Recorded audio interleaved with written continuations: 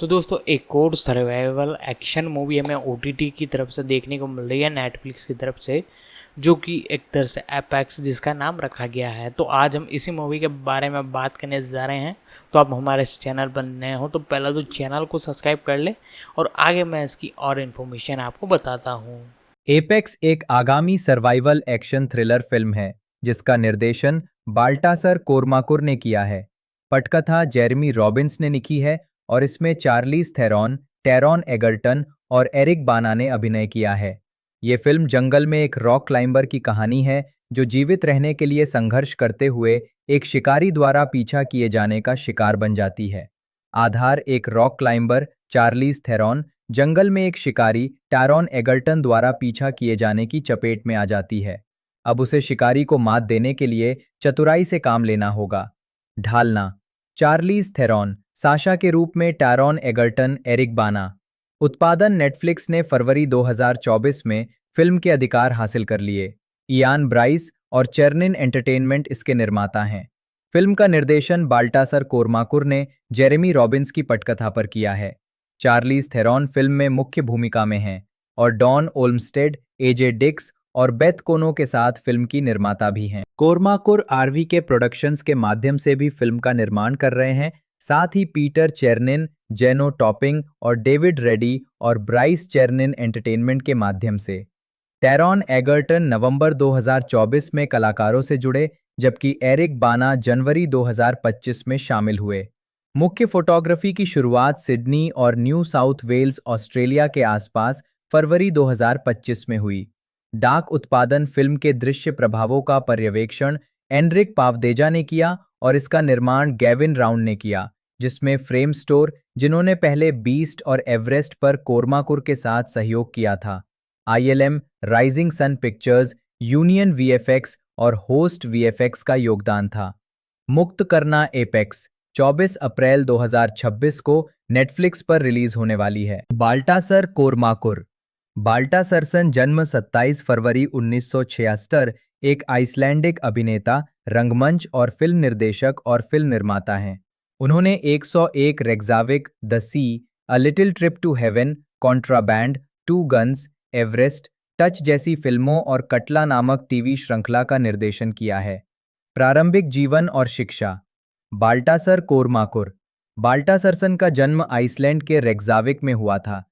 उनके पिता स्पेनिश चित्रकार बाल्टासर सैम्पर हैं और उनकी मां क्रिस्टजाना गुआनादोतिर सैम्पर हैं। आजीविका 1999 में बाल्टासर ने अपनी तत्कालीन पत्नी लिल्जा पाल्माडोटिर के साथ फिल्म निर्माण कंपनी ब्लू आइस की स्थापना की। एग्नेस जोहानसेन 1958-2025 कंपनी में एक और निर्माता थीं और दाड़ी एइनारसन बाद में शामिल हुए। अपनी फिल्म जार सिटी के लिए बाल्टासर ने 2007 में कार्लोवी वेरी अंतर्राष्ट्रीय फिल्म महोत्सव में क्रिस्टल ग्लोब पुरस्कार जीता था। दिसंबर 2011 में ड्रामा फिल्म रॉकेटमैन के निर्माण की घोषणा की गई, जिसका निर्देशन बाल्टासर कोर्माकुर और दागुर कारी ने किया। बाल्टासर की 2012 की फिल्म द डीप को 85वें अकादमी पुरस्कारों में सर्वश्रेष्ठ विदेशी भाषा ऑस्कर के लिए आइसलैंडिक प्रविष्टि के रूप में चुना गया था। जनवरी की शॉर्टलिस्ट में जगह बनाई। जनवरी 2013 में ये घोषणा की गई थी कि बाल्टासर अपनी साथी एग्नेस जोहानसेन के साथ रॉकेटमैन नामक एक नई फिल्म का निर्माण करेंगे, जिसमें Danish production company nimbus film सह निर्माता होगी। फिल्म की अपेक्षित रिलीज 2015 थी। फरवरी 2015 में ये घोषणा की गई थी कि उनकी अगली film crime thriller the oath होगी, जो अभिनेता ओलाफुर एगिलसन की पटकथा पर आधारित है। 2020 में बाल्टासर ने नेटफ्लिक्स साइंस फिक्शन सीरीज कटला का निर्माण शुरू किया। उनकी 2024 की फिल्म टच, जो ओलाफुर जोहान ओलाफसन के इसी नाम के उपन्यास पर आधारित है, फिल्म फेस्ट म्यूनिक की समापन फिल्म बनी। निजी जीवन। बाल्टासर की पहली पत्नी लिल्जा पाल्माडोटिर थीं और उनका बेटा अभिनेता बाल्टासर ब्रेकी सैम्पर है। 2019 में उन्होंने 20 साल के रिश्ते के बाद अपने अलगाव की घोषणा की। उसी साल बाद में अखबारों ने बताया कि बाल्टासर ने सेट डिजाइनर सुनेवा आसा वेशपेल के साथ संबंध शुरू कर दिया था। चार्लीज थेरॉन, अफ्रीकी, जन्म 7 अगस्त 1975, एक दक्षिण अफ्रीकी और अमेरिकी अभिनेत्री और निर्माता हैं। दुनिया की सबसे अधिक कमाई करने वाली अभिनेत्रियों में से एक, उन्हें अकादमी पुरस्कार और गोल्डन ग्लोब पुरस्कार सहित कई पुरस्कार प्राप्त हुए हैं। 2016 में टाइम पत्रिका ने उन्हें दुनिया के 100 सबसे प्रभावशाली लोगों में से एक नामित किया। 1990 के दशक में हॉलीवुड फिल्मों द डेविल्स एडवोकेट 1957वें, माइटी जो यंग 1998 और द साइडर हाउस रूल्स 1999 में मुख्य भूमिका निभाने के बाद उन्हें अंतर्राष्ट्रीय ख्याति मिली। मॉन्स्टर 2003 में सीरियल किलर एलीन वुऑर्नोस के किरदार को निभाने के लिए उन्हें काफ़ी सराहना मिली, जिसके लिए उन्होंने सर्वश्रेष्ठ अभिनेत्री का सिल्वर बियर और अकादमी पुरस्कार जीता और अभिनय के लिए ऑस्कर जीतने वाली पहली दक्षिण अफ्रीकी बनी। नॉर्थ कंट्री 2005 नामक नाटक में न्याय की मांग करने वाली यौन उत्पीड़न की शिकार महिला की भूमिका निभाने के लिए उन्हें एक और अकादमी पुरस्कार नामांकन प्राप्त हुआ। उन्होंने कई व्यावसायिक रूप से सफल एक्शन फिल्मों में अभिनय किया है, जिनमें the Italian job 2003, Hancock 2008, Prometheus 2012, mad Max fury road 2015, atomic blonde 2017 और द ओल्ड गार्ड 2020 शामिल हैं। साथ ही फास्ट एंड फ्यूरियस श्रृंखला की कई फिल्मों में भी काम किया है। The fate of the furious 2017, F9 2021 और फास्ट एक्स 2023। जेसन रीटमैन की कॉमेडी ड्रामा फिल्मों यंग एडल्ट 2011 और टली 2018 में परेशान महिलाओं की भूमिका निभाने के लिए उनकी काफ़ी प्रशंसा हुई और जीवनी परक ड्रामा बॉम्बशेल 2019 में मेगन केली का किरदार निभाने के लिए उन्हें तीसरी बार अकादमी पुरस्कार के लिए नामांकित किया गया। 2000 के दशक की शुरुआत से उन्होंने अपनी कंपनी डेनवर एंड डेलाइला प्रोडक्शंस के साथ फिल्म निर्माण के क्षेत्र में कदम रखा है। उन्होंने कई फिल्मों का निर्माण किया है, जिनमें से कई में उन्होंने मुख्य भूमिका निभाई है, जैसे कि the burning plane 2008, dark places 2015 और लॉन्ग शॉट 2019। थेरॉन 2007 में अमेरिकी नागरिक बन गईं, लेकिन उन्होंने अपनी दक्षिण अफ्रीकी नागरिकता भी बरकरार रखी। प्रारंभिक जीवन। चार्लीज थेरॉन का जन्म दक्षिण अफ्रीका के ट्रांसवाल प्रांत 1994 से गौटेंग प्रांत के बेनोनी में हुआ था। वो सड़क निर्माता गेर्डा नी मारिड्स 1618 और चार्ल्स थेरॉन 1618-34 की इकलौती संतान हैं। द्वितीय बोअर युद्ध के सैन्य नेता डैनियल थेरॉन उनके परदादा थे। 14 वो एक अफ्रीकानर परिवार से हैं और उनके पूर्वजों में डच, फ्रांसीसी और जर्मन भी शामिल हैं। उनके फ्रांसीसी पूर्वज दक्षिण अफ्रीका में शुरुआती ह्यूगनॉट्स थे। हालांकि थेरॉन अंग्रेजी में धाराप्रवाह हैं, उनकी पहली भाषा अफ्रीकांस है। वो जोहान्सबर्ग के पास बेनोनी में अपने माता पिता के फार्म पर पली बढ़ी। 21 जून 1991 को थेरॉन के पिता, जो एक शराबी थे, ने नशे में धुत होकर चार्लीज और उसकी मां दोनों को धमकी दी। उसकी मां पर शारीरिक हमला किया और उन दोनों पर गोली चलाई। थेरॉन की मां ने अपनी बंदूक निकाली, जवाबी गोली चलाई और उसे मार डाला। गोलीबारी को कानूनी रूप से आत्मरक्षा माना गया और उसकी मां पर कोई आरोप नहीं लगाया गया। थेरॉन ने पुटफॉन्टेन प्राइमरी स्कूल, लायरस स्कूल पुटफॉन्टेन में पढ़ाई की, एक ऐसा दौर जिसके बारे में उन्होंने कहा है कि वो समाज में घुल मिल नहीं पा रही थी। बचपन में उन्हें अक्सर पीलिया हो जाता था और उन्हें दी गई एंटीबायोटिक दवाओं से उनके ऊपरी दूध के दांत सड़ गए। उन्हें सर्जरी करके निकालना पड़ा। थेरॉन के स्थायी दांत लगभग 10 साल की उम्र तक नहीं आए थे। 13 साल की उम्र में थेरॉन को बोर्डिंग स्कूल भेज दिया गया और उन्होंने जोहान्सबर्ग के national school of the arts में अपनी पढ़ाई शुरू की। अपने गृह देश में अपने शुरुआती जीवन के बारे में थेरॉन ने कहा है, मैं दक्षिण अफ्रीका में इकलौती संतान के रूप में पली बढ़ी और मेरे परिवार में उथल पुथल थी, लेकिन आसपास का माहौल बहुत अच्छा था। मैं आमतौर पर नंगे पैर मिट्टी में रहती थी। कोई गेम बॉय नहीं, कोई कंप्यूटर नहीं और हम पर प्रतिबंध थे, इसलिए कोई संगीत कार्यक्रम नहीं होते थे। इसका मतलब था कि आपको अपना मनोरंजन खुद करना पड़ता था। आजीविका 1991-2002। प्रारंभिक कार्य और महत्वपूर्ण सफलता। हालांकि वो खुद को एक नर्तकी मानती थीं, थेरॉन ने 16 साल की उम्र में मॉडलिंग करियर शुरू करने के लिए दक्षिण अफ्रीका छोड़ दिया। उसी वर्ष उन्होंने इटली के सालेर्नो में एक स्थानीय प्रतियोगिता में 1 साल का मॉडलिंग अनुबंध जीता और अपनी मां के साथ इटली के मिलान चली गईं। थेरॉन ने पूरे यूरोप में 1 साल मॉडलिंग करने के बाद वो और उनकी मां संयुक्त राज्य अमेरिका चले गए। वे न्यूयॉर्क शहर और मायामी में रहे। न्यूयॉर्क में उन्होंने जॉफ्रे बैले स्कूल में दाखिला लिया, जहां उन्होंने एक बैले नर्तकी के रूप में प्रशिक्षण लिया, जब तक कि घुटने की चोट ने इस करियर को बंद नहीं कर दिया। जैसा कि थेरॉन ने 2008 में याद किया, मैं मॉडलिंग के लिए 3 दिन न्यूयॉर्क गई और फिर मैंने एक सर्दी न्यूयॉर्क में एक दोस्त के बिना खिड़की वाले तहखाने के अपार्टमेंट में बिताई।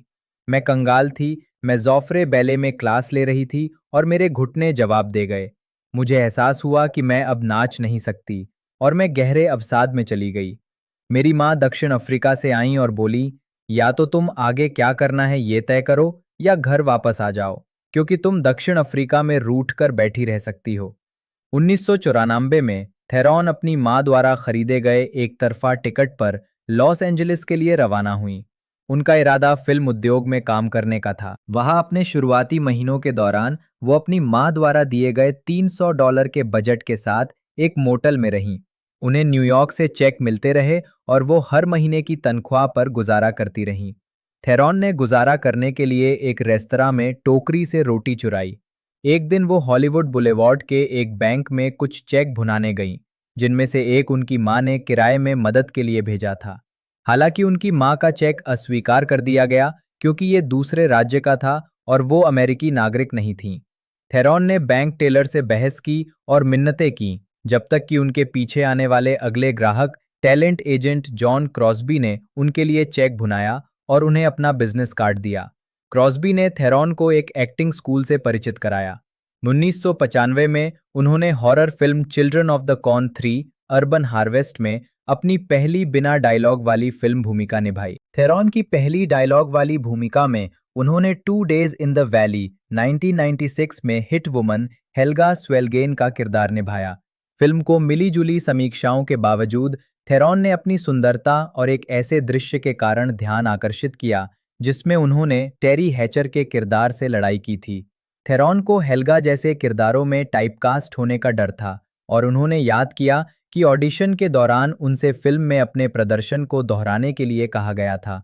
बहुत से लोग कह रहे थे, तुम्हें मौके का फायदा उठाना चाहिए, लेकिन एक ही किरदार बार-बार निभाने से कोई दीर्घायु नहीं होती और मुझे पता था कि मेरे लिए मेरे रूप रंग के कारण अलग-अलग तरह की भूमिकाओं में हाथ आजमाना मुश्किल होगा।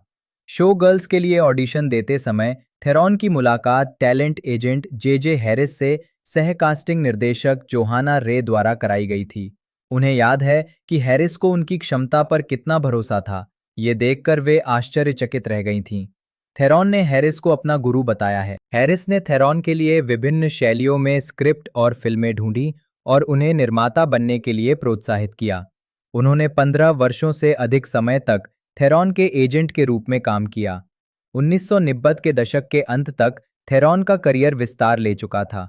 Horror drama film the devil's advocate 1997, जिसे उनकी ब्रेकआउट फिल्म माना जाता है, में थेरॉन ने कीनू रीव्स और अल पचीनो के साथ एक असाधारण रूप से सफल वकील की प्रेतवाधित पत्नी की भूमिका निभाई।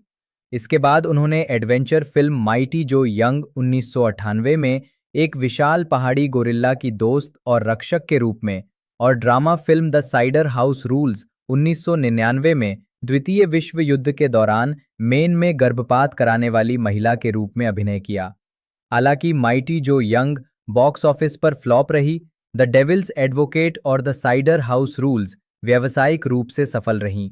वो जनवरी 1999 के वैनिटी फेयर के कवर पर व्हाइट हॉट वीनस के रूप में दिखाई दी। प्लेबॉय पत्रिका के मई 1999 अंक में भी थेरॉन को कवर पेज पर दिखाया गया था। प्लेबॉय द्वारा इस्तेमाल की गई थेरॉन की तस्वीरें कई साल पहले ली गई थीं, जब वो एक अज्ञात मॉडल थीं, और थेरॉन ने अपनी सहमति के बिना उन्हें प्रकाशित करने के लिए पत्रिका पर मुकदमा किया था, लेकिन वो असफल रहीं। 2000 के दशक की शुरुआत तक थेरॉन ने लगातार Reindeer Games 2000, The Yards 2000, The Legend of Bagger Vance 2000, Men of Honor 2000, Sweet November 2001, The Curse of the Jade Scorpion 2001 और ट्रैप्ड 2002 जैसी फिल्मों में भूमिकाएं निभाना जारी रखा, जिनमें से सभी को सीमित व्यावसायिक सफलता के बावजूद उन्हें एक अभिनेत्री के रूप में स्थापित करने में मदद मिली। अपने करियर के इस दौर पर थेरॉन ने टिप्पणी की, मैं खुद को ऐसी स्थिति में पाती रही जहां निर्देशक मेरा समर्थन करते थे, लेकिन स्टूडियो नहीं। उन निर्देशकों के साथ एक प्रेम संबंध शुरू किया जिनकी मैं वास्तव में बहुत प्रशंसा करती थी। मैंने खुद को बहुत खराब फिल्में बनाते हुए भी पाया। रेंडियर गेम्स एक अच्छी फिल्म नहीं थी, लेकिन मैंने इसे इसलिए किया क्योंकि मैं जॉन फ्रैंकनहाइमर से प्यार करती थी। 2003-2010 प्रमुखता की ओर उदय। 2005 में एमएस पत्रिका के कवर पर थिरॉन। थिरॉन ने 2003 की डकैती फिल्म द इटालियन जॉब में एक तिजोरी और वॉल्ट टेक्नीशियन की भूमिका निभाई, जो 1959 की इसी नाम की ब्रिटिश फिल्म का अमेरिकी रीमेक थी, जिसका निर्देशन एफ गैरी ग्रे ने किया था और जिसमें Mark Wahlberg, Edward Norton, Jason Statham, Seth Green और डोनाल्ड सदरलैंड ने अभिनय किया था। फिल्म बॉक्स ऑफिस पर सफल रही और इसने दुनिया भर में 176 मिलियन अमेरिकी डॉलर की कमाई की। मॉन्स्टर 2003 में थिरॉन ने सीरियल किलर एलीन वुओरनोस का किरदार निभाया, जो एक पूर्व वेश्या थी और जिसे 1980 के दशक के अंत और 1990 के दशक की शुरुआत में 6 पुरुषों की हत्या के लिए 2002 में फ्लोरिडा में फांसी दी गई थी। उस पर 7वीं हत्या का मुकदमा नहीं चलाया गया था। फिल्म समीक्षक रॉजर एबर्ट ने महसूस किया कि थिरॉन ने सिनेमा के इतिहास में सबसे महान प्रदर्शनों में से एक दिया। अपने इस किरदार के लिए उन्हें फरवरी 2004 में 76वें अकादमी पुरस्कारों में सर्वश्रेष्ठ अभिनेत्री का अकादमी पुरस्कार, साथ ही स्क्रीन एक्टर्स गिल्ड पुरस्कार और गोल्डन ग्लोब पुरस्कार से सम्मानित किया गया। वो सर्वश्रेष्ठ अभिनेत्री का ऑस्कर जीतने वाली पहली दक्षिण अफ्रीकी हैं।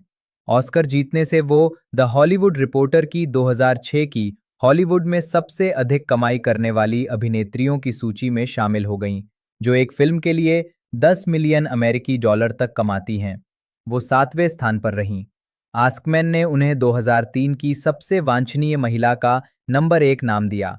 2004 में एचबीओ की film the life and death of Peter sellers में स्वीडिश अभिनेत्री और गायिका ब्रिट एक्लैंड की भूमिका के लिए थेरॉन को गोल्डन ग्लोब अवार्ड और प्राइम टाइम एमी अवार्ड के लिए नामांकित किया गया था। 2005 में उन्होंने फॉक्स की टेलीविजन श्रृंखला अरेस्टेड डेवलपमेंट के तीसरे सीजन में माइकल ब्लेथ, जेसन बैटमैन की मानसिक रूप से विकलांग प्रेमिका रीटा की भूमिका निभाई और आर्थिक रूप से असफल विज्ञान कथा थ्रिलर इयॉन फ्लक्स में अभिनय किया।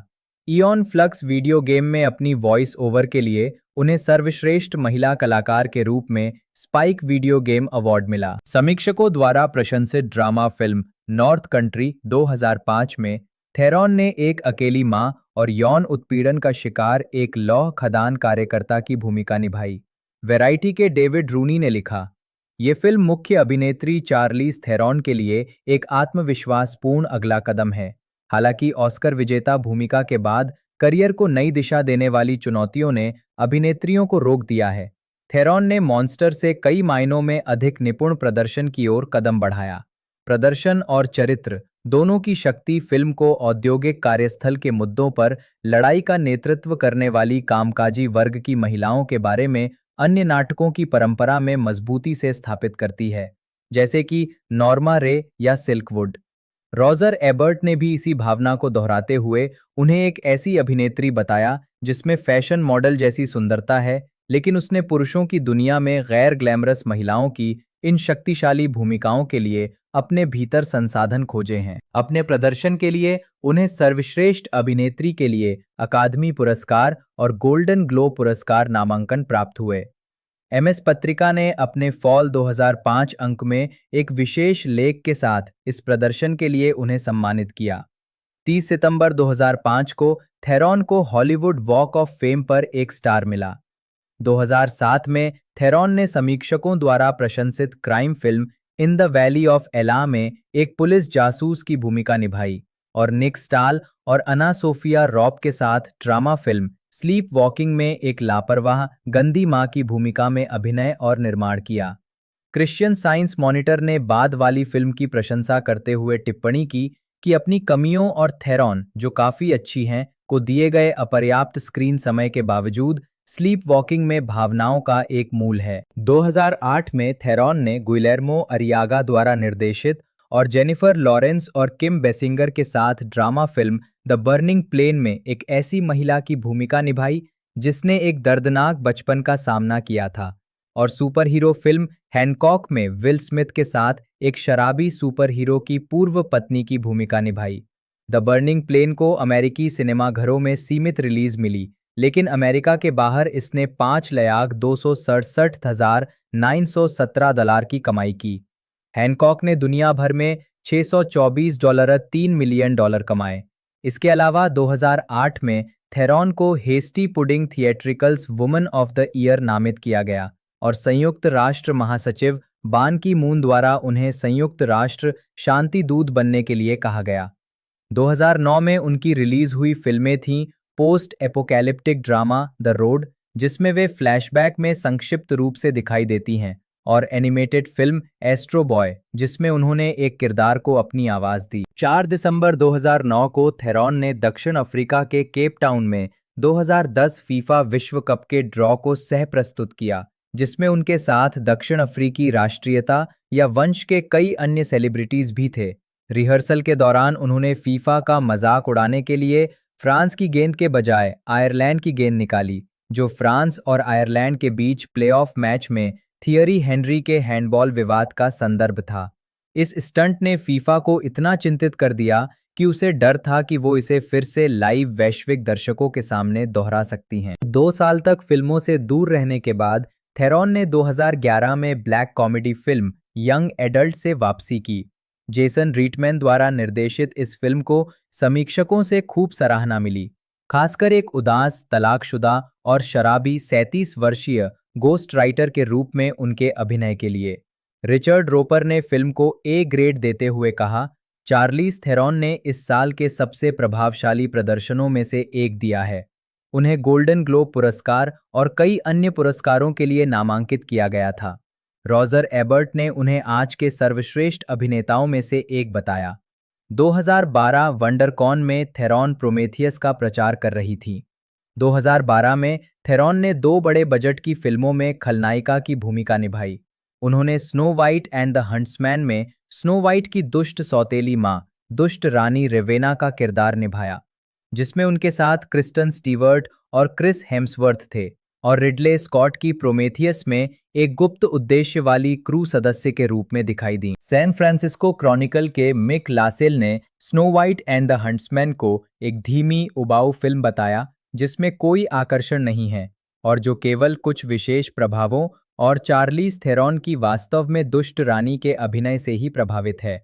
जबकि द हॉलीवुड रिपोर्टर के लेखक टॉड मैकार्थी ने प्रोमेथियस में उनकी भूमिका का वर्णन करते हुए कहा, थेरॉन यहाँ बर्फ की देवी के रूप में है।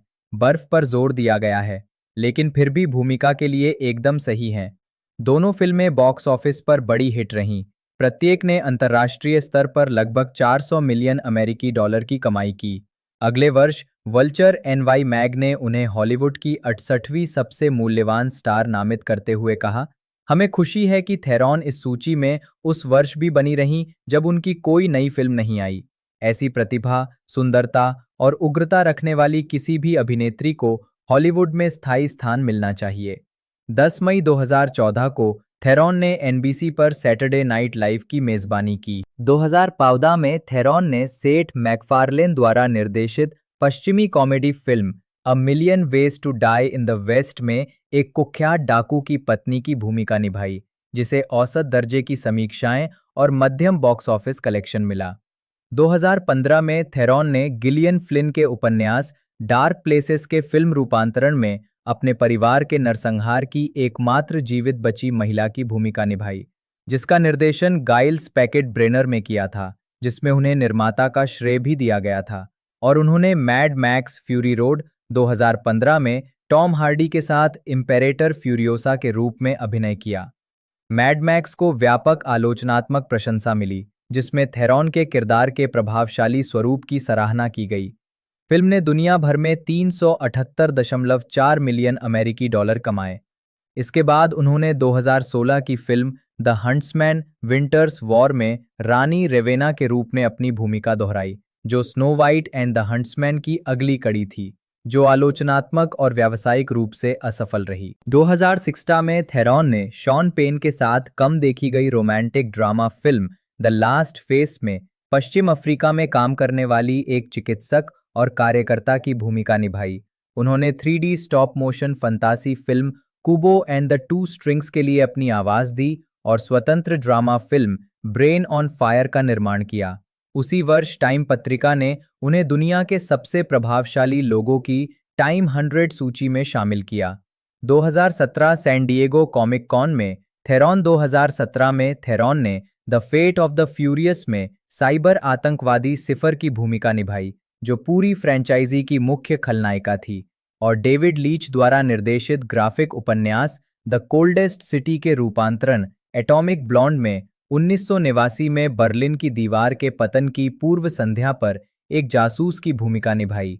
The fate of the furious ने दुनिया भर में 1.2 बिलियन अमेरिकी डॉलर की कमाई की। शिकागो सन टाइम्स के रिचर्ड रोपर ने एटॉमिक ब्लॉन्ड को चार्लीज थेरॉन के आकर्षक, दमदार व्यक्तित्व के लिए एक शानदार माध्यम बताया, जो अब इस फिल्म और मैड मैक्स फ्यूरी रोड की बदौलत आधिकारिक तौर पर एक ए-लिस्ट एक्शन स्टार बन गई हैं। जेसन रीचमैन द्वारा निर्देशित और डियाब्लो कोडी द्वारा लिखित ब्लैक कॉमेडी टली 2018 में थेरॉन ने 3 बच्चों की एक परेशान मां की भूमिका निभाई। फिल्म की आलोचकों ने खूब सराहना की और निष्कर्ष निकाला कि ये हास्य और सच्ची ईमानदारी के सराहनीय मिश्रण के साथ आधुनिक पितृत्व के अनुभव की गहराई में उतरती है, जिसे चार्लीज थेरॉन के उत्कृष्ट प्रदर्शन द्वारा जीवंत किया गया है। उन्होंने अपराध फिल्म ग्रिंगो में एक फार्मास्यूटिकल निगम के अध्यक्ष की भूमिका निभाई और जीवनी परक युद्ध नाटक फिल्म ए प्राइवेट वॉर का निर्माण किया। दोनों 2018 में रिलीज हुई। 2019 में थेरॉन ने romantic comedy film long shot का निर्माण और उसमें अभिनय किया, जिसमें उनके साथ सेठ रॉगन थे और जिसका निर्देशन जॉनथन लेविन ने किया था। फिल्म में उन्होंने एक अमेरिकी विदेश मंत्री का किरदार निभाया है, जो एक पत्रकार से दोबारा मिलती है जिसकी वो पहले देखभाल करती थी। फिल्म का विश्व प्रीमियर मार्च में साउथ बाय साउथवेस्ट में हुआ और 3 मई को फिल्म समीक्षकों से सकारात्मक समीक्षाओं के साथ रिलीज हुई। इसके बाद थेरॉन ने ड्रामा फिल्म बॉम्बशेल में मेगन केली का किरदार निभाया, जिसका उन्होंने सह-निर्माण भी किया। जे रोच द्वारा निर्देशित ये फिल्म फॉक्स न्यूज के सीईओ रॉजर आइल्स के खिलाफ पूर्व महिला कर्मचारियों द्वारा लगाए गए यौन उत्पीड़न के आरोपों के इर्द गिर्द घूमती है। फिल्म में अपने काम के लिए थेरॉन को सर्वश्रेष्ठ अभिनेत्री के लिए अकादमी पुरस्कार, मोशन पिक्चर ड्रामा में सर्वश्रेष्ठ अभिनेत्री के लिए गोल्डन ग्लोब पुरस्कार, सर्वश्रेष्ठ अभिनेत्री के लिए क्रिटिक्स चॉइस मूवी पुरस्कार, मुख्य भूमिका में महिला अभिनेता द्वारा उत्कृष्ट प्रदर्शन के लिए स्क्रीन एक्टर्स गिल्ड पुरस्कार और मुख्य भूमिका में सर्वश्रेष्ठ अभिनेत्री के लिए बाफ्टा पुरस्कार के लिए नामांकित किया गया था। उस वर्ष फोर्ब्स ने उन्हें $23 मिलियन की वार्षिक आय के साथ दुनिया की 9वीं सबसे अधिक कमाई करने वाली अभिनेत्री के रूप में स्थान दिया। 2020 में उन्होंने जीना प्रिंस बाइथफुट द्वारा निर्देशित super hero film the old guard में किकी लेन के साथ अभिनय किया और फिल्म का निर्माण भी किया। अगले वर्ष उन्होंने F9 में सिफर के रूप में अपनी भूमिका दोहराई, जो मूल रूप से 22 मई 2020 को रिलीज होने वाली थी, लेकिन कोविड-19 महामारी के कारण इसे जून 2021 तक स्थगित कर दिया गया। 2022 में थेरॉन कई परियोजनाओं में नजर आईं। मई में फिल्म की रिलीज के बाद ये पता चला कि Theron Marvel cinematic universe MCU में क्लिया का किरदार निभाएंगी, जिसकी शुरुआत super hero film doctor strange in the multiverse of madness के मिड क्रेडिट सीन में उनके डेब्यू से हुई। उन्होंने नेटफ्लिक्स की fantasy film the school for good and evil में लेडी लेसो का किरदार निभाया और द बॉयज के तीसरे सीजन के पहले एपिसोड में स्टॉर्म फ्रंट का किरदार निभाने वाली अभिनेत्री के रूप में एक कैमियो फिल्माया। 2023 में थेरॉन ने फास्ट एक्स में सीफर के रूप में अपनी भूमिका दोहराई और HBO वृत्तचित्र श्रृंखला last call when a serial killer stocked queer New York की कार्यकारी निर्माता बनी, जो समलैंगिक पुरुषों को अपना शिकार बनाने वाले एक सीरियल किलर के बारे में थी। 2024 में उन्हें क्रिस्टोफर नोलन की आगामी महाकाव्य फिल्म द ओडिसी 2026 में कास्ट किया गया। उन्होंने मिलान के सैन सिरो स्टेडियम में आयोजित 2026 शीतकालीन ओलंपिक के उद्घाटन समारोह में भाग लिया। प्रभाव और प्रक्रिया। थेरॉन अभिनेत्रियों सुसान सारंडन और सिगोर्नी वीवर से प्रेरित हैं। उन्होंने टॉम हैंक्स के प्रति अपनी प्रशंसा को प्रेम संबंध के रूप में वर्णित किया है और अपनी युवावस्था में उनकी कई फिल्में देखी हैं। दक्षिण अफ्रीका में पत्रिकाओं में हॉलीवुड अभिनेताओं को जगह नहीं मिलती थी, इसलिए उन्हें ये नहीं पता था कि वो कितने प्रसिद्ध हैं, जब तक कि वो संयुक्त राज्य अमेरिका नहीं चली गईं, जिसे प्रसिद्धि के प्रति उनके ज़मीनी रवैये का एक कारण माना गया है। Film that thing you do की शूटिंग खत्म होने के बाद थिरॉन ने अपनी स्क्रिप्ट पर हैंक्स के ऑटोग्राफ लिए। बाद में उन्होंने 2020 में उन्हें उनका सेसिल बी डेमिल पुरस्कार प्रदान किया, जिसमें हैंक्स ने खुलासा किया कि थिरॉन से मिलने के दिन से ही उनके मन में थिरॉन के करियर के लिए आपसी प्रशंसा थी। 2019 में थिरॉन ने भूमिकाओं पर काम करने के अपने तरीके के बारे में बात की। उन्होंने कहा कि चरित्र के भावनात्मक पहलू के साथ-साथ एक शारीरिक पहचान बनाना एक बेहतरीन टूल सेट है, जो एक अभिनेता के रूप में आप जो कुछ भी पहले से कर रहे हैं, उसमें जुड़ जाता है। ये हर मामले में अलग-अलग होता है, लेकिन मेरे लिए एक खूबसूरत बात होती है जब आप दोनों पक्षों को समझ पाते हैं, बाहरी और आंतरिक। ये वास्तव में एक शक्तिशाली गतिशील प्रक्रिया है। किसी भूमिका की तैयारी करते समय मैं इसे लगभग पढ़ाई की तरह लेती हूँ। मैं ऐसी जगह ढूंढती हूँ जहाँ मैं अकेली हो सकूँ, जहाँ मैं ध्यान केंद्रित कर सकूँ, जहाँ मेरे घर में कोई न हो और मैं सचमुच बैठकर पढ़ाई कर सकूँ, खेल सकूँ, अपने चेहरे को देख सकूँ, अपनी आवाज़ सुन सकूँ, इधर-उधर घूम सकूँ और एक बेवकूफ़ की तरह व्यवहार कर सकूँ और मेरे कुत्ते ही इसे देख रहे हों। अन्य उद्यम सक्रियतावाद। 2013 में विश्व आर्थिक मंच की एक बैठक में थिरॉन भाषण दे रही थीं। Charlize Theron Africa Outreach Project CTAOP की स्थापना 2007 में थिरॉन द्वारा HIV एड्स के विरुद्ध लड़ाई में अफ्रीकी युवाओं का समर्थन करने के प्रयास में की गई थी। नवंबर 2017 तक CTAOP ने ज़मीनी स्तर पर काम कर रहे अफ्रीकी संगठनों का समर्थन करने के लिए $6.3 मिलियन से अधिक की राशि जुटाई थी। 2008 में थिरॉन को संयुक्त राष्ट्र शांति दूत नामित किया गया था। अपने प्रशस्ति पत्र में बान की मून ने थिरॉन के बारे में कहा, आपने दक्षिण अफ्रीका में महिलाओं और बच्चों के जीवन को बेहतर बनाने और महिलाओं और लड़कियों के खिलाफ हिंसा को रोकने और समाप्त करने के लिए लगातार खुद को समर्पित किया है। उन्होंने 2014 में संयुक्त राष्ट्र के स्टॉप रेप नाउ कार्यक्रम के तहत एक सार्वजनिक सेवा संदेश रिकॉर्ड किया।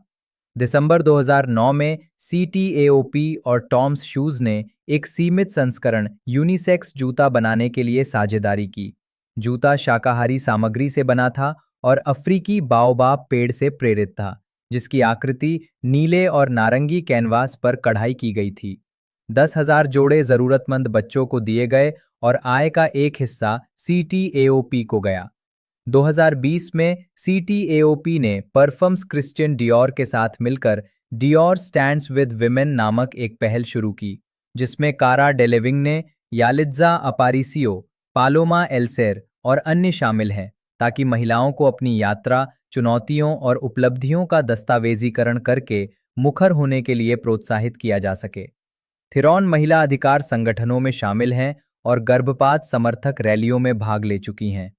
थिरॉन समलैंगिक विवाह की समर्थक हैं और उन्होंने 30 मई 2009 को कैलिफोर्निया के फ्रेस्नो में इसके समर्थन में एक मार्च और रैली में भाग लिया। उन्होंने सार्वजनिक रूप से कहा कि उन्होंने तब तक शादी करने से इनकार कर दिया जब तक कि संयुक्त राज्य अमेरिका में समलैंगिक विवाह कानूनी नहीं हो जाता।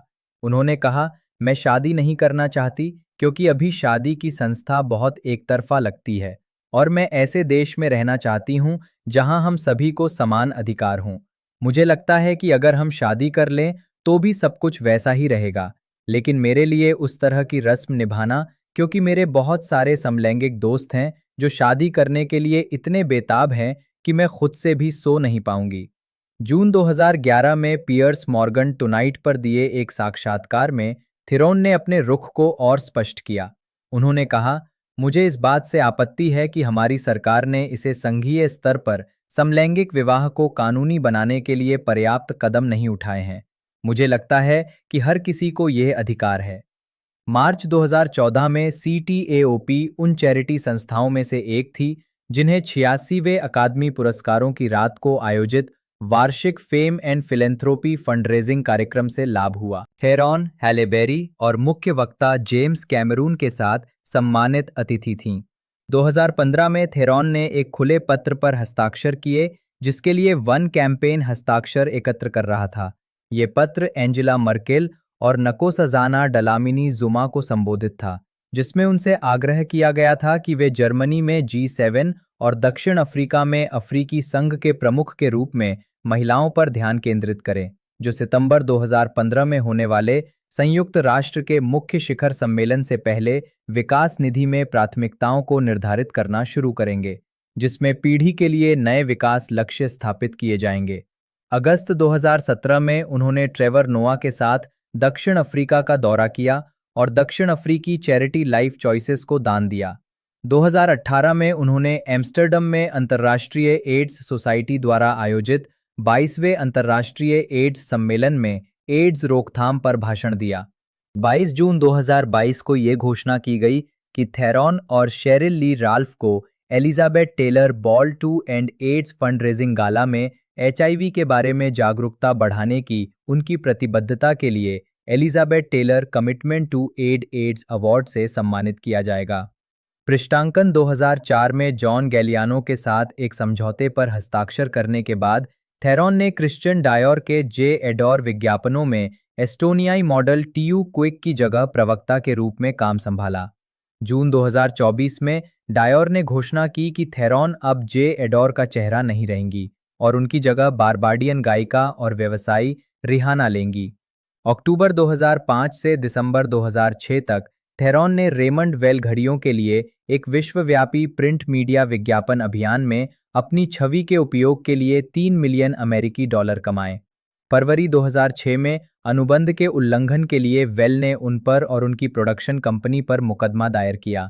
मुकदमा 4 नवंबर 2008 को सुलझा लिया गया। 2018 में थेरॉन ब्रैड पिट, डैनियल वू और एडम ड्राइवर के साथ ब्रेटलिंग के ब्रांड एम्बेसडर के रूप में शामिल हुईं, जिन्हें ब्रेटलिंग सिनेमा स्क्वाड कहा जाता है।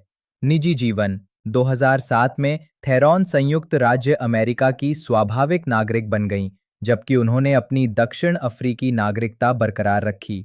थेरॉन ने 2 छोटी बेटियों को गोद लिया। उन्हें बचपन से ही गोद लेने में रुचि रही है, जब उन्हें अनाथालयों और उनमें बच्चों की अत्यधिक संख्या के बारे में पता चला। अप्रैल 2019 में थेरॉन ने खुलासा किया कि उनकी एक बेटी, जो उस समय 7 साल की थी, एक ट्रांसजेंडर लड़की है। उन्होंने अपनी बेटियों के बारे में कहा, वे जैसी हैं वैसी ही पैदा हुई हैं और बड़े होकर वे दुनिया में खुद को कहाँ पाती हैं और वे क्या बनना चाहती हैं, ये तय करना मेरा काम नहीं है। थेरॉन ने 2018 में कहा कि वो अपने 30वें दशक में क्रोध के कारण थेरेपी के लिए गई थी और उन्हें पता चला कि ये दक्षिण अफ्रीका के रंग भेद के दौरान बड़े होने के कारण उनकी निराशा थी, जो 15 साल की उम्र में समाप्त हो गया था। थेरॉन अंग्रेजी बैंड डेपेचे मोड की लंबे समय से प्रशंसक है और 2020 में उनके rock and roll hall of fame में शामिल होने के लिए प्रस्तुत करता थीं। रिश्ते थेरॉन का पहला सार्वजनिक रिश्ता अभिनेता क्रेग बियरको के साथ था, जिनसे वो 1995 से 1997 तक डेटिंग करती रहीं। थेरॉन अक्टूबर 2001 तक गायक स्टीफन जेनकिंस के साथ 3 साल के रिश्ते में थी। थर्ड आई ब्लाइंड के तीसरे album out of the when के कुछ गाने जेनकिंस द्वारा उनके ब्रेकअप के परिणाम स्वरूप अनुभव की गई भावनाओं को दर्शाते हैं। ट्रैप्ड के सेट पर मुलाकात के बाद थेरॉन 2001 से 2009 तक आयरिश अभिनेता स्टुअर्ट टाउनसेंड के साथ रिश्ते में थी। ये जोड़ा लॉस एंजलिस और आयरलैंड में एक साथ रहता था। दिसंबर 2013 में थेरॉन ने अमेरिकी अभिनेता शॉन पेन को डेट करना शुरू किया। ये रिश्ता जून 2015 में खत्म हो गया। ऐसी खबरें थीं कि उनकी सगाई हो गई थी, जिसे थेरॉन ने दृढ़ता से नकार दिया और कहा कि ये रिश्ता गंभीर होने से पहले ही खत्म हो गया था। थेरॉन ने पेन की फिल्म द लास्ट फेस 2016 में अभिनय किया, जिसकी शूटिंग उन्होंने तब की थी जब वे अभी भी एक दूसरे के साथ थे। जुलाई 2025 में Theron podcast call her daddy पर दिखाई दी और उन्होंने खुलकर आकस्मिक यौन संबंध के प्रति अपने नए प्यार को व्यक्त किया, जिसमें अपने से 23 साल छोटे एक आदमी के साथ यौन संबंध बनाना भी शामिल था। स्वास्थ्य संबंधी चिंताएं थेरॉन अक्सर मजाक में कहती हैं कि उन्हें एक्शन फिल्मों के अलावा अन्य सेटों पर ज्यादा चोटें लगती हैं। हालांकि बर्लिन में इयॉन फ्लक्स की शूटिंग के दौरान बैक हैंडस्प्रिंग के दृश्यों की शूटिंग करते समय गिरने से थेरॉन की गर्दन में हर्निएटेड डिस्क हो गई। इसके लिए उन्हें 1 महीने तक नेक ब्रेस पहनना पड़ा। द ओल्ड गार्ड की शूटिंग के दौरान एक फाइट सीन में दूसरे अभिनेता की जैकेट में अंगूठा फंस जाने से उनके अंगूठे का लिगामेंट फट गया, जिसके लिए 3 ऑपरेशन और 6 महीने तक अंगूठे का ब्रेस पहनना पड़ा। एटॉमिक ब्लॉन्ड की शूटिंग के दौरान जबड़े को भींचने से उनके दांत टूट गए और उन्हें निकलवाने के लिए डेंटल सर्जरी करवानी पड़ी। मैंने दांत निकलवाए और ठीक होने के लिए मुझे वापस आने तक वहां एक डोनर हड्डी लगानी पड़ी और फिर वहां एक मेटल स्क्रू लगाने के लिए मेरी एक और सर्जरी हुई।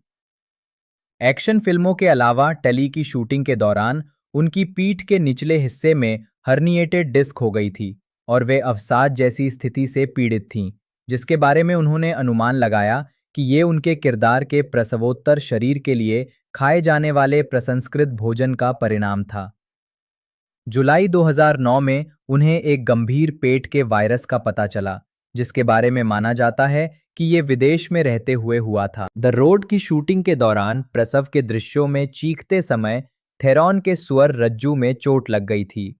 लॉन्ग शॉट का प्रचार करते समय उन्होंने खुलासा किया कि बोराट पर हंसते हंसते उनकी गर्दन 5 दिनों तक अकड़ गई थी। उन्होंने आगे बताया कि लॉन्ग शॉट के सेट पर घुटने के पैड पहनते समय पीछे की बेंच से सिर टकराने के बाद उन्हें आपातकालीन कक्ष में भर्ती होना पड़ा। फिल्मोग्राफी और पुरस्कार। मुख्य लेखा। चार्लीज थेरॉन की फिल्मोग्राफी और चार्लीज थेरॉन द्वारा प्राप्त पुरस्कारों की सूची। थेरॉन 50 से अधिक फिल्मों में अभिनय कर चुकी हैं। उन्हें एक अकादमी पुरस्कार, एक गोल्डन ग्लोब पुरस्कार, एक स्क्रीन एक्टर्स गिल्ड पुरस्कार मिल चुका है और उन्हें 3 ब्रिटिश अकादमी फिल्म पुरस्कारों और एक एमी पुरस्कार के लिए नामांकित किया गया है। टेरॉन एगर्टन, जन्म 10 नवंबर 1979, एक वेल्श अभिनेता हैं। Royal Academy of Dramatic Art, उन्होंने मंच नाटकों में अभिनय किया और फिर एक्शन कॉमेडी फिल्मों किंग्समैन द सीक्रेट सर्विस 2014 और Kingsman The Golden Circle, Sing franchise और The Dark Crystal Age of Resistance 2019 जैसी एनिमेटेड परियोजनाओं में भी अपनी आवाज दी। एगर्टन ने कई जीवनी परक फिल्मों में अभिनय किया है, जिनमें drama film testament of youth 2014 में सैन्य अधिकारी Edward Brittain, sports film Eddie the eagle 2016 में स्की जंपर की भूमिका और म्यूजिकल फिल्म रॉकेटमैन 2019 में गायक एल्टन जॉन की भूमिका शामिल है। इनमें से आखिरी फिल्म के लिए उन्हें सर्वश्रेष्ठ अभिनेता का गोल्डन ग्लोब पुरस्कार मिला।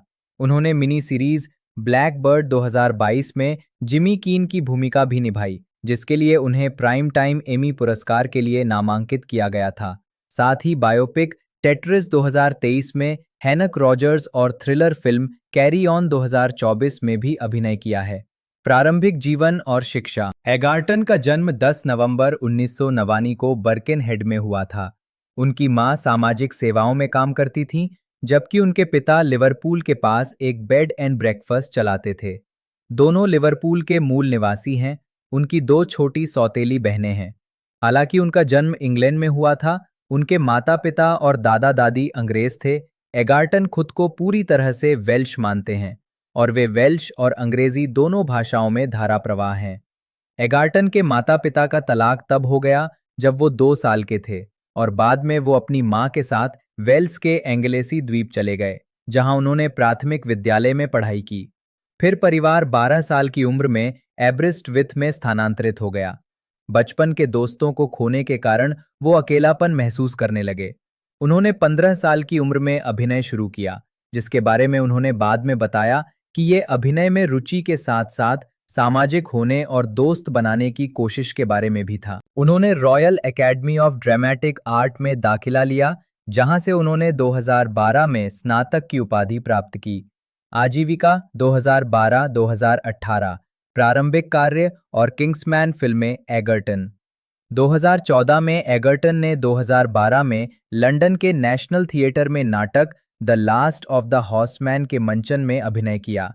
क्राइम ड्रामा सीरीज लुइस में अभिनय करने के बाद उन्हें 2013 में मैथ्यू वॉन की action comedy film Kingsman The Secret service में मुख्य भूमिका के लिए चुना गया, जो मार्क मिलर और डेव गिबन्स की comic book the Secret service का रूपांतरण है।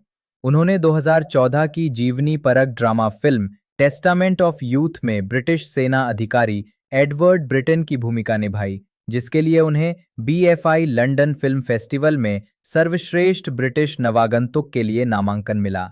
किंग्समैन द सीक्रेट सर्विस 2015 में रिलीज हुई, जिसे बेहद सकारात्मक समीक्षाएं मिली, जिसमें इसे मजेदार, स्टाइलिश और विध्वंसक बताया गया और इसने $400 मिलियन से अधिक की कमाई की। द रैप के लिए लिखते हुए जेम्स रोची ने एगर्टन को गैरी एगी अनविन के रूप में एक स्वाभाविक रूप से करिश्माई व्यक्तित्व और उनकी मुस्कान के पीछे छिपी बुद्धिमत्ता बताया, जो एक जासूसी संगठन के लिए भर्ती हुआ था। एगर्टन इस भूमिका से प्रसिद्धि प्राप्त कर गए। उन्होंने उसी वर्ष अपराध फिल्म लेजेंड में अभिनय किया। 2016 में 69वें ब्रिटिश अकादमी फिल्म पुरस्कारों में एगर्टन को बाफ्टा राइजिंग स्टार पुरस्कार के लिए नामांकित किया गया था। उसी वर्ष उन्होंने इसी नाम की बायोपिक में ski jumper Eddie the eagle की भूमिका निभाई और एनिमेटेड म्यूजिकल फिल्म सिंग में एक उत्साही गोरिल्ला जॉनी को आवाज दी। एगर्टन ने अगले वर्ष रिलीज हुई film Kingsman The Golden circle में एग्जी की भूमिका को दोहराया, जो किंग्समैन द सीक्रेट सर्विस का सीक्वल था। इसे आलोचकों से मिली-जुली प्रतिक्रिया मिली। 2018 में उन्होंने crime drama film billionaire boys club में अभिनय किया और action adventure film robin hood में मुख्य किरदार निभाया। दोनों फिल्में व्यावसायिक रूप से और आलोचकों के बीच असफल रहीं। एगर्टन ने बाद में स्पष्ट किया कि रॉबिन हुड वो फिल्म नहीं थी जिसे बनाने के लिए उन्होंने साइन अप किया था और ये अपनी दृष्टि खो चुकी थी। उन्होंने बिलियनेयर बॉयज क्लब और रॉबिन हुड में अपनी भागीदारी का श्रेय मौद्रिक कारणों को दिया। 2018 global education and skills forum में एगर्टन 2019-2023 करियर विस्तार। एगर्टन ने जीवनी परक संगीतमय फिल्म रॉकेटमैन में गायक एल्टन जॉन की भूमिका निभाई। उन्होंने इस भूमिका के लिए पियानो बजाना सीखा और फिल्मांकन के दौरान प्रत्येक टेक में लाइव गाया। ये फिल्म 2019 में रिलीज हुई और इसे सकारात्मक समीक्षाएं मिली और जॉन के रूप में अभिनेता के अभिनय की प्रशंसा हुई। वॉशिंगटन पोस्ट की एन हॉर्नाडे ने कहा कि एगर्टन ने इस भूमिका में एक स्थिर, अद्वितीय करिश्माई प्रभाव डाला, जबकि वैनिटी फेयर के रिचर्ड लॉसन ने उनके चित्रण को सूक्ष्म और भावनात्मक रूप से बुद्धिमान होने के साथ साथ सहज, जोश और चपलता से भरपूर बताया। एगर्टन ने अपने प्रदर्शन के लिए सर्वश्रेष्ठ अभिनेता, मोशन पिक्चर, म्यूजिकल या कॉमेडी के लिए गोल्डन ग्लोब पुरस्कार जीता। उन्हें फिल्म के साउंडट्रैक पर अपने काम के लिए सर्वश्रेष्ठ अभिनेता के लिए ब्रिटिश अकादमी फिल्म पुरस्कार नामांकन और सर्वश्रेष्ठ संकलन साउंडट्रैक विजुअल मीडिया के लिए ग्रैमी पुरस्कार नामांकन भी मिला। उसी वर्ष एगर्टन ने जॉन की आत्मकथा मी के ऑडियो बुक संस्करण का वर्णन किया और दोनों ने कई बार एक साथ मंच पर प्रदर्शन किया।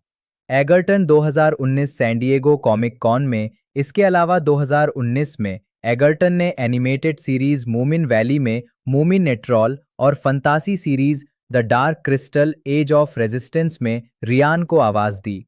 उन्होंने 2021 में रिलीज हुई सिंग 2 में जॉनी की भूमिका को दोहराया। एगर्टन ने माइक बार्टलेट के नाटक कॉक में अभिनय किया। मैरिएन इलियट द्वारा निर्देशित और वेस्ट एंड के एम्बेसडर थिएटर में आयोजित इस प्रस्तुति ने वेस्ट एंड में उनकी पहली प्रस्तुति को चिन्हित किया। मार्च 2022 में प्रदर्शन की पहली रात मंच पर बेहोश होने के कारण प्रदर्शन में शामिल न हो पाने और उसी महीने बाद में कोविड-19 के लिए पॉजिटिव पाए जाने के बाद एगर्टन अगले महीने निजी कारणों से बाहर हो गए। कॉक की प्रस्तुति को आलोचकों से मिलीजुली प्रतिक्रिया मिली, जिसमें एगर्टन के प्रदर्शन की प्रशंसा हुई। द गार्जियन की आरिफा अकबर ने लिखा कि वो अपनी रोमांटिक हताशा में विशेष रूप से प्रभावशाली हैं। एगर्टन ने मिनी सीरीज ब्लैक बर्ड में अमेरिकी ड्रग डीलर जिमी कीन का कार्यकारी निर्माण किया और उनका किरदार निभाया। ये मिनी सीरीज कीन के संस्मरण इन विद द डेविल का रूपांतरण है। इसका प्रीमियर 2022 में एप्पल टीवी प्लस पर हुआ। सीरीज की समीक्षा करते हुए द एवी क्लब की सलोनी गज्जर ने लिखा कि एगर्टन जिमी के दोहरे व्यक्तित्व को बखूबी निभाते हैं। कभी वो खुलकर आत्मविश्वास से भरे होते हैं तो कभी चुपचाप टूट जाते हैं। उन्हें एक सीमित या एंथोलॉजी सीरीज या फिल्म में उत्कृष्ट मुख्य अभिनेता के लिए प्राइम टाइम एमी पुरस्कार के लिए नामांकित किया गया था। अगले वर्ष एगर्टन ने इसी नाम के वीडियो गेम पर आधारित जीवनी फिल्म टेट्रिस में उद्यमी हैंक रॉजर्स का किरदार निभाया, जो एप्पल टीवी प्लस पर भी रिलीज हुई। द हॉलीवुड रिपोर्टर की लोविया ग्यारके ने रॉजर्स के किरदार को ईमानदारी भरी नादानी के साथ निभाने के लिए उनकी प्रशंसा की। 2024 वर्तमान नेटफ्लिक्स और एप्पल टीवी प्लस के साथ सफलता। नेटफ्लिक्स की थ्रिलर फिल्म कैरी ऑन 2024 में एगर्टन ने एक आतंकवादी द्वारा ब्लैकमेल किए गए टीएसए एजेंट की भूमिका निभाई। उन्होंने इसे व्यापक दर्शकों के लिए बनाई गई फिल्म में मुख्य भूमिका निभाने का एक दुर्लभ अवसर माना। द डेली बीस्ट के निक शैगर ने लिखा कि एगर्टन ने निराशावाद और फिल्म को एकजुट रखने के लिए दृढ़ संकल्प का सही मिश्रण दिखाया है। नेटफ्लिक्स पर कैरी ऑन अब तक की 5वीं सबसे ज्यादा देखी जाने वाली अंग्रेजी भाषा की फिल्म बन गई। 2025 में उन्होंने Apple TV plus mini series smoke 2025 और crime thriller film she rides shotgun में अभिनय किया। सार्वजनिक छवि। एगार्टन को ब्रिटिश जीक्यू द्वारा 2015 और 2016 में 50 सबसे अच्छे कपड़े पहनने वाले ब्रिटिश पुरुषों में से एक नामित किया गया था। मोटर न्यूरॉन रोग के कारण अपनी दादी को खोने के बाद वो मोटर न्यूरॉन रोग एसोसिएशन के राजदूत हैं। निजी जीवन। एगार्टन पश्चिम लंदन में रहते हैं। वे स्वयं को श्रमिक वर्ग की पृष्ठभूमि से आया हुआ बताते हैं। अपनी यौनिकता के बारे में अटकलों के बाद एगार्टन ने बताया कि अपने समलैंगिक मित्रों का समर्थन करना उनके लिए खुशी की बात है, हालांकि वे स्वयं समलैंगिक नहीं हैं। हालांकि किशोरावस्था में एगार्टन ने अपने समलैंगिक होने पर सवाल उठाया और बताया कि उन्हें इस बात को लेकर बहुत घबराहट और बेचैनी महसूस हुई कि लोग उन्हें कैसे देखेंगे। अभिनय श्रेय। पतली परत वर्ष शीर्षक भूमिका नोट्स संदर्भ 2014। युवावस्था की वसीयत Edward Brittain 2015। Kingsman The Secret Service Gary Eggsy Unwin दंतकथा Edward Mad Teddy Smith 2016। Eddie the Eagle Edwards गाओ छोकरा आवाज की भूमिका 2017। Kingsman The Golden Circle Gary Eggsy Unwin 2018। अरबपति लड़कों का क्लब डीन कार्नी रॉबिन हुड 2019। बहुत तेजी से चलने वाला आदमी Elton John Eric Banadinovich AM जन्म 9 अगस्त 1968। पेशेवर रूप से एरिक बाना के नाम से जाने जाते हैं। उन्होंने अपने करियर की शुरुआत स्केच कॉमेडी श्रृंखला फुल फ्रंटल से, जिसके बाद उन्हें कॉमेडी ड्रामा कैसल 1997 और जीवनी परक अपराध फिल्म चॉपर सर्वश्रेष्ठ अभिनेता के लिए AATCTA पुरस्कार जीता। ऑस्ट्रेलियाई टेलीविजन शो और फिल्मों में एक दशक तक भूमिका निभाने के बाद बाना ने युद्ध फिल्म ब्लैक हॉक डाउन 2001 में अपने अभिनय और सुपर हीरो फिल्म हल्क 2003 में ब्रूस बैनर की भूमिका के लिए हॉलीवुड का ध्यान आकर्षित किया। उन्होंने युद्ध पर आधारित महाकाव्य फिल्म ट्रॉय 2004 में हेक्टर की भूमिका निभाई और स्टीवन स्पीलबर्ग की ऐतिहासिक थ्रिलर फिल्म म्यूनिक 2005 में मुख्य भूमिका निभाई। 2009 में उन्होंने विज्ञान कथा फिल्म स्टार ट्रेक में खलनायक नीरो की भूमिका निभाई, जो समीक्षकों और व्यावसायिक रूप से सफल रही। बाना ने 2010 के दशक में भी लगातार काम करना जारी रखा। लोन सर्वाइवर 2013 में lieutenant commander Erik S Kristensen की भूमिका निभाई और horror film deliver us from evil 2014 में पुलिस सार्जेंट राल्फ सार्ची की भूमिका निभाई। 2018 में बाना ने सच्ची अपराध कथा पर आधारित मिनी सीरीज डर्टी जॉन में मुख्य भूमिका निभाई। 2020 में वो आउटबैक थ्रिलर द ड्राई में अभिनय करने के लिए ऑस्ट्रेलिया लौट आए। बाना को ऑस्ट्रेलियाई फिल्म संस्थान के कई पुरस्कार मिल चुके हैं और उन्होंने महाकाव्यों से लेकर विज्ञान कथा और एक्शन थ्रिलर तक विभिन्न शैलियों में मुख्य और चारित्रिक भूमिकाएं बखूबी निभाई हैं। अभिनय के अलावा बाना मोटर रेसिंग के शौकीन हैं और उन्होंने ऑस्ट्रेलिया में कई रेसिंग प्रतियोगिताओं में भाग लिया है। नाटक के क्षेत्र में उनके योगदान के लिए उन्हें 2019 के बर्थडे ऑनर्स में ऑर्डर ऑफ ऑस्ट्रेलिया AM से सम्मानित किया गया। प्रारंभिक जीवन और शिक्षा एरिक बनाडिनोविक का जन्म 9 अगस्त 1968 को मेलबर्न, विक्टोरिया में हुआ था। उनके पिता इवान क्रोएशियाई थे, जिनका जन्म जाग्रेब में हुआ था, और वे कैटरपिलर इंक में लॉजिस्टिक्स मैनेजर के रूप में काम करते थे। उनकी जर्मन माँ एलेनोर एक हेयर ड्रेसर थी, जो मूल रूप से जर्मनी के मैनहेम के पास की रहने वाली थी। उनका एक बड़ा भाई है, एंथनी। उन्होंने कहा है कि उन्हें हमेशा अपनी जड़ों पर गर्व रहा है, जिसका उनके पालन पोषण पर बहुत प्रभाव पड़ा है। उनका पालन पोषण कैथोलिक धर्म में हुआ था। बाना मेलबर्न के उपनगरों ब्रॉड मेडोज और टुलामरीन में पली बढ़ी और पेनले और एसेंडन ग्रामर स्कूल में पढ़ी। बचपन से ही अभिनय प्रतिभा दिखाते हुए बाना ने 6 या 7 साल की उम्र में परिवार के सदस्यों की नकल करना शुरू कर दिया था। सबसे पहले अपने दादाजी की चाल, आवाज और हाव भाव की नकल करते थे। स्कूल में वो मुसीबत से बचने के लिए अपने शिक्षकों की नकल करते थे। तो बात कर ले इसकी जो रिलीजिंग डेट है 24 अप्रैल को ये हमें देखने को मिलेगी नेटफ्लिक्स की तरफ से। इंडिया के अंदर भी हिंदी, इंग्लिश, तमिल, तेलुगु सभी रीजनल लैंग्वेजों में देखने को मिलेगी। बाकी स्टोरी आपको बताई चल के होगी, सर्वाइवल एक तरह से स्टोरी रहने वाली है, और एक तरह से जो इसका टीजर ट्रेलर है वो भी धांसुरा है। लोगों द्वारा इसे बड़ा पसंद किया गया है। बाकी मैंने सारे कुछ इन्फॉर्मेशन है इस वीडियो में कवर कर दी है। वीडियो आपको अच्छी लगती है तो लाइक कीजिएगा, ज़्यादा से ज़्यादा हो सके तो शेयर कीजिएगा, ताकि हमें मोटिवेशन मिलता रहे। मिलते हैं अगले वीडियो में।